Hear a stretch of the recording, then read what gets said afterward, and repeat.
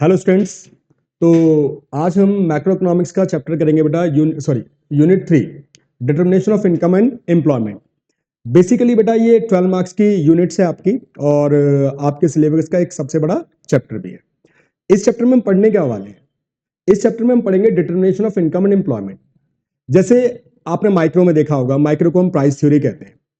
यहां पर एक इंडिविजुअल फर्म प्राइस डिटर्मिनेशन करती है, बट बेटा जब बात इकोनॉमी की आती है या पूरे वर्ल्ड की आती है, ठीक है, तो वहां price theory determination is not a problem.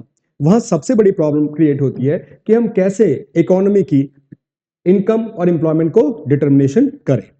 तो इस चैप्टर में हम काफी सारी वेरिएंट्स देखेंगे, जैसे कि भाई आप कंजम्पशन फंक्शन हो गया, सेविंग फंक्शन हो गया। ठीक है, आपको पता होगा कि भाई जो इनकम है वो कंजम्पशन और सेविंग का सम होती है।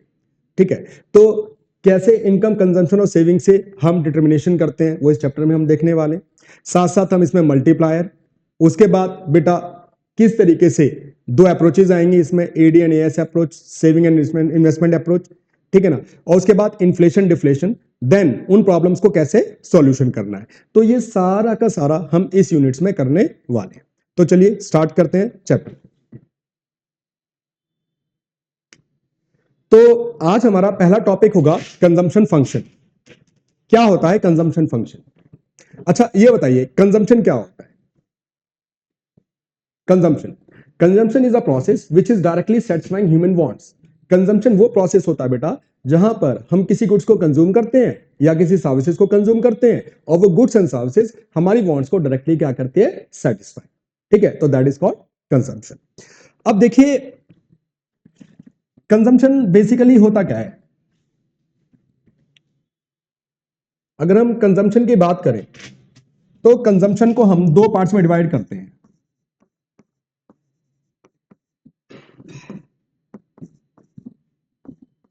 एक होता है हमारा ऑटोनोमस कंजम्पशन,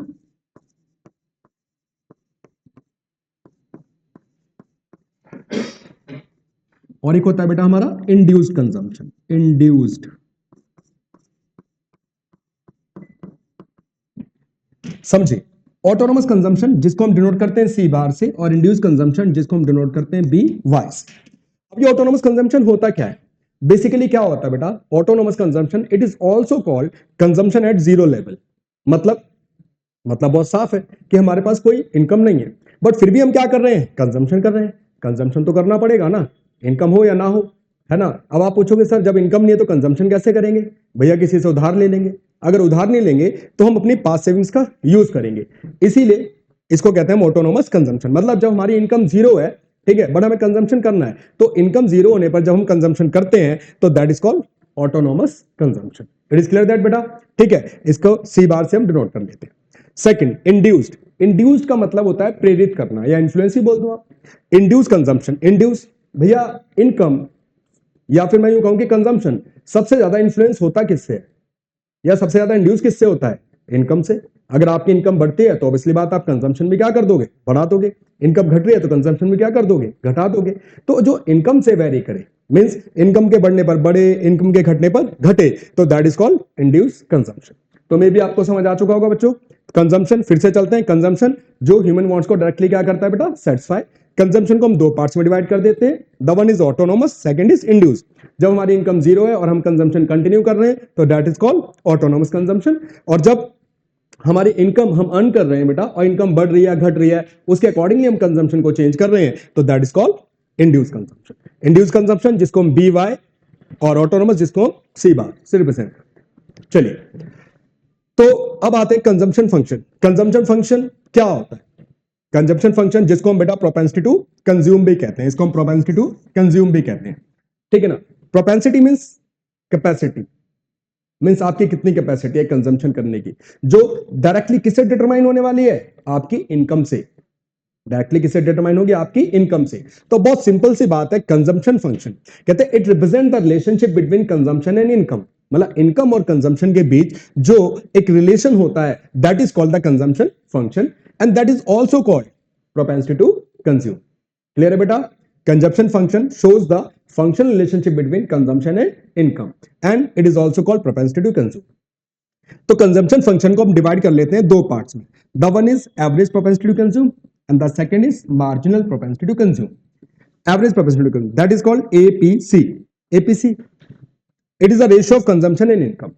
मतलब भाई आपकी इनकम कांस्टेंट है और आप कांस्टेंट इनकम पे जो कांस्टेंट कंजम्पशन कर रहे हो that is called APC, average.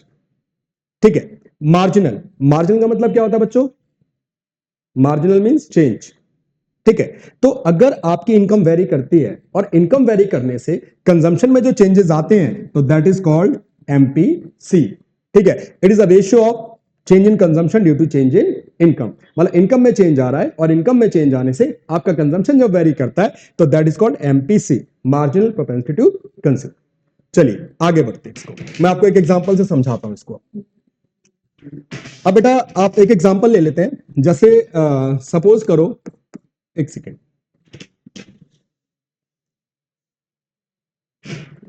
हाँ, तो बेटा सपोज करो कि एक इकोनॉमी में एक कंज्यूमर है जिसकी इनकम 100 रुपीज है और उसका कंजम्पशन कितना है बेटा? 50. तो जब हम यहां पर एपीसी की वैल्यू निकालेंगे तो ये हो जाएगी बेटा सी अपॉन में वाई मीन्स 50/100. तो यहां पर हमारे पास आंसर आएगा 0.5 और 50%. 0.5 और 50%. मतलब कंज्यूमर अगर 100 रुपीज कमा रहा है तो 50% क्या कर दे रहा है? स्पेंड, खर्च कर दे रहा है. तो यहां पर एपीसी की वैल्यू आ गई बेटा 0.5 50%. हम इसको एक डायग्राम से रिप्रेजेंट कर देंगे बेटा. ठीक है. ये वाई एक्सिस है, वाई एक्सिस पे हमने ले लिया बेटा कंजम्पशन.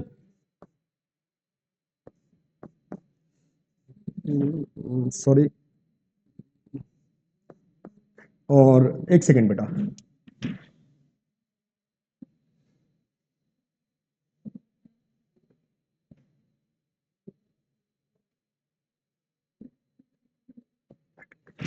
दोबारा देखते हैं. चलिए.